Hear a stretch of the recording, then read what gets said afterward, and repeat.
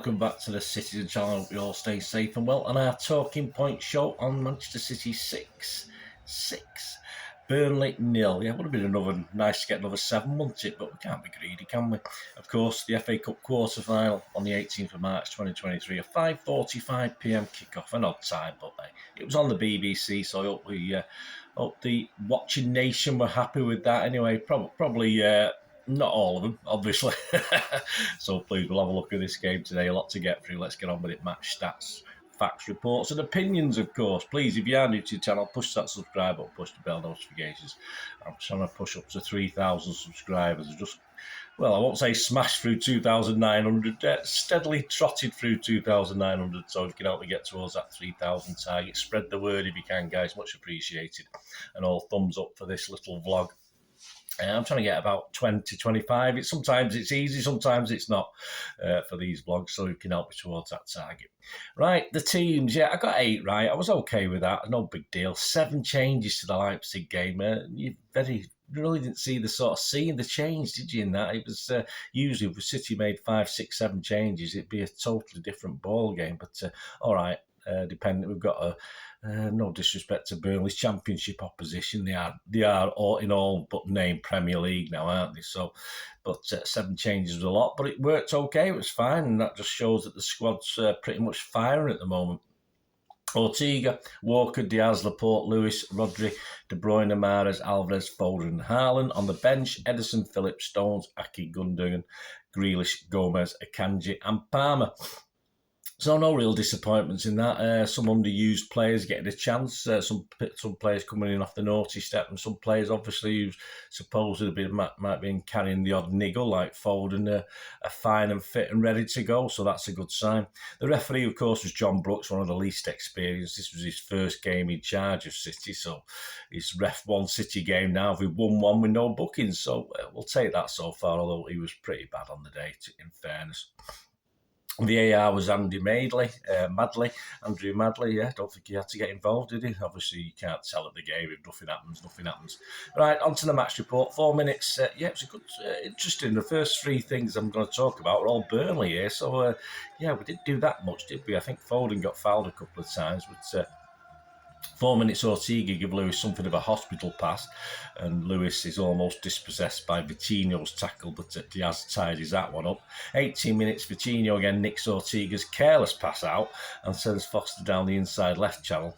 Lewis sort of shepherds him away from goal, then Tellers a whack from 25 yards out on the right. It doesn't look that hard, but obviously Ortega might have been sort of missighted or unsighted. He made a bit of a meal getting it round the post for a corner, but it was possibly going wide anyway. 23 minutes, Bayer slips a pass down the inside left channel and nearly releases Teller into the box as Teller prepares to shoot. Diaz, yes, as ever, comes across to slide that one out for a corner.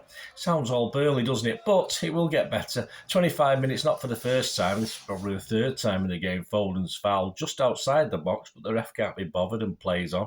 32 minutes, it's finally 1-0 for City, and it's all pretty much downhill from then, isn't it? Ortega hits long. Haaland heads back down for Alvarez and spins off down the middle. Points where he wants it. He wants to pass. Alvarez does as he's told, as he should do, rolling down that inside right channel. Haaland's clear, takes it early. Though it's on his right foot, he cleverly pokes it with his left foot past Peacock Farrell, the Burnley keeper, into the bottom left. To be fair, I'd forgotten Haaland was on the pitch, but hey, that's why we're paying the big bucks. I don't mind him not. If he's not on the pitch, then he suddenly pops up with a goal. We'll take that every time. 35 minutes as the rain begins to pour down. It's 2-0. De Bruyne sends Foden down the left, and he rolls a perfect cross into the box. Haaland, as you'd expect, opens his body to meet it, hitting the ball left-footed back across the despairing Peacock Farrell into the bottom left corner. And it's half-time, 2-0, pretty much game over. Still hope for Burnley, but apart from those odd things at the start, they hadn't really pressurised us that much. Mainly our errors were causing problems as well. 54 minutes, Rodri sends a diagonal ball towards Walker on the right-hand edge of the box. Walker, yeah, a brilliant little volley across to Mahrez, who slammed his shot straight against the keeper. There was good build-up to this. It would have been a superb team goal. Mahrez really should have done a little bit better with that. It was a good save, okay to good save, but it was sort of more or less within a foot of him. Mahrez should have done better. 56 minutes, Haaland dribbles in from the right, sits Bayer down, I think it is, and puts a shot towards the bottom right. Peacock Farrell makes another good save. 59 minutes, it's 3-0, yes. After steady build-up, I won't say it was pacey build-up, most of the game by City. We were allowed that time to do that as well. Foden is in space to the left of goal, steers a great shot across Peacock Farrell, and it smacks the bottom right-hand post. The ball pings back to Haaland on the right-hand edge of the 6-yard box. He leans backwards to hit home past the defender on the line. Yeah, someone said it was an unguarded shot, but unguarded net, but he did have to get it past the defender. Goal 42 and his 6th hat-trick of the season. That's not bad, is it? 62 minutes, it's 4-0. Yes, Mahrez sends De Bruyne down the right. He enters the box, drops a shoulder to see off Marc and rolls across, tees up Alvarez nicely for a nice, easy goal. Yet another steady, impressive build-up to this one as well, with Alvarez actually starting the move, I think, about 7 or 8 passes before this on the halfway line by running into that middle. So, yeah, I like those little midfield elements from Alvarez to watch my player ratings show. Up front and in midfield, I thought he had a cracking game. 64 minutes, Palmer and Kanji came on for Haaland and Diaz. Yes, Pep was having a little dig after the match, saying he brought him off because he didn't want to break Messi's FA Cup record. I appreciate that, Pep, and people are still saying on Twitter he did the right thing. I don't think he did the right thing the other night. I won't go on about it. Listen to that Bolt from the Blue podcast, guys. There was a chance even to say to Haaland, we'll leave you on for another 10 minutes, mate, to try and get you double hat-trick. Just stuff like this. It was wrong the other night to take him off at that situation. On 62 minutes, he could have easily left him on to about 75 minutes and give him that glorious opportunity to make history. So it was a totally different thing, but I can understand Pep having a little bit of a dig, but Pep, you did make a mistake, so just get over it. 66 minutes, Gomez and Phillips come on for Lewis and Rodri. 68 minutes, Phillips and De Bruyne combine sweetly out on the left, and the latter found his Foden, who bursts into the box from the right. His cross is parried by the keeper, but the ball dropped nicely to Palmer, who really can't miss from 6 yards, and he doesn't. And 70 minutes, yes, it's nice to see a Poznan wave rolling around the Etihad despite the weather. 73 minutes, De Bruyne sends Alvarez scampering down that inside right channel again with a great pass. Alvarez, yeah, he seemed to have a yard or two, and then the guy caught him up as he sort of slow to sort of try and figure out what to do, shoot or dribble or bring it inside, and that's what he did. He dropped his shoulders to see off Aldakil, jinked inside, and as is his way, he roofed the shot into the net. He does like to hit, as we've said, he does like to hit them high. Very rarely curls one into the bottom corner, but great KDB pass and a well taken goal. 83 minutes, Cullen's crossing from the left. Ortega punches clear that allows Burnley to come again. Bastion barrelling down that right flank, curled in low for Barnes, who, from about 5 or 6 yards, just sent his shot just wide of the post. It would have been a deserved consolation, possibly, but we'll take the nil. We'll take the clean sheet. I think Ortega just about deserved it, although I said he did have a ropey start to the game. Match stats. City 20 shots, 10 on target. That's sort of increasing recently. Burnley 6 shots, 3 on target, so they did okay. Possession was 58% for City, not as high as perhaps some would have thought, but that's because of the way Burnley play. Passes 567 for us, 414 for them. Our accuracy, not our highest, but not bad, 88%, and good for Burnley as well, 84%. They can get as high as 90, 91%, but that wasn't bad against Premier League opposition. Fouls 8 for us, 12 by them. Yellow cards, none for us, 1 for them. No offsides, and just 2 corners each. I do shout out about this corners market at the moment, guys. They do tend to be a lot of under 9.5, under 10.5. It's always worth a little look at that if you enjoy a little flutter. XG Philosophy, at XG Philosophy, my thanks to them.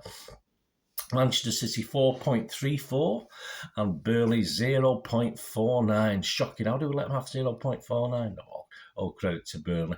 Our overall record in the FA Cup now at home, we've played them 3 times and won 3, scoring 15 goals and only letting 1 in.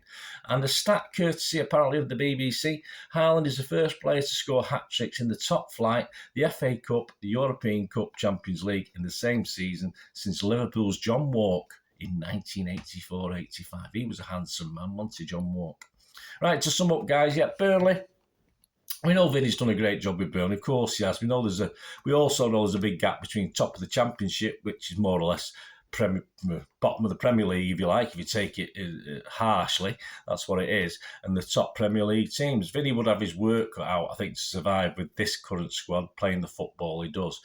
We know players will be added and let go and more experience, etc. But they did perform perfectly well against City and created 1 or 2 half chances. They got a little bit of help from City as well, but they were mainly second best for most of that game. But at least they did try and play some nice football, although they were willing to leave the foot in a couple of times as well. They weren't shy of doing that. I mean, they are a Championship team after all. But trying to play their own game sort of left them wide open for a team of City's quality. That's what's happened, and we took full advantage of that. And many Premier teams will do that as well. I mean, not just of City's ability. You know, you're talking a lot of Premier teams will take advantage of that style of play from Burnley yesterday. I mean, there will be a Premier team next season. Vinny will have to make some shrewd additions to his squad if they are to survive, though, because it'll be nice to watch, but it could be a car crash. So he will have to improve that. I'm sure he will. He's not stupid. I'm sure Burnley aren't stupid. They'll obviously the guys in charge will see that and perhaps put a bit more Premier League experience into that team as well. As far as us, as I said, 7 changes to the Leipzig game, and we didn't see the join, really, did we? Despite not being at our best at certain times in the early doors, once we got that first goal, we sort of went up a notch, didn't we? And, of course, 2-0 at half-time. It was more or less so. You could see it was more or less over by that, but say Burnley weren't... we're going to carry on playing the same sort of way. There's no major tactical change, I don't think, from Burnley. And, of course, as the game progressed more and more and the rain got heavier, the pitch got heavier as far as working hard, which Burnley had to do. Our class did tell in the end. It was just goal after goal. Burnley's style was sort of ideal for us, wasn't it? Let's be honest about it. Most of the goals and chances came from steady, if not pacey, team play from City, and we allowed lots of space, which we just don't get. We just don't get that sort of space that Burnley allowed us in the Premier League. So it was the ideal game for City to play, but makes us look very good at times, which we are, but against different opposition, it would be harder work. But having beaten Leipzig 7-0, I shouldn't be saying things like that, should I? Alvarez, player-wise, he'll be a star. There's no doubt about that. He's going to be a... Is he going to be a legend? Hopefully Alvarez will be a legend. But the thing is, with the Diaz's of this world, the Fodens, the KDBs, and of course that big lummox up front, Ireland, of the team in great form, it lifts the other players as well. It's lifting the team.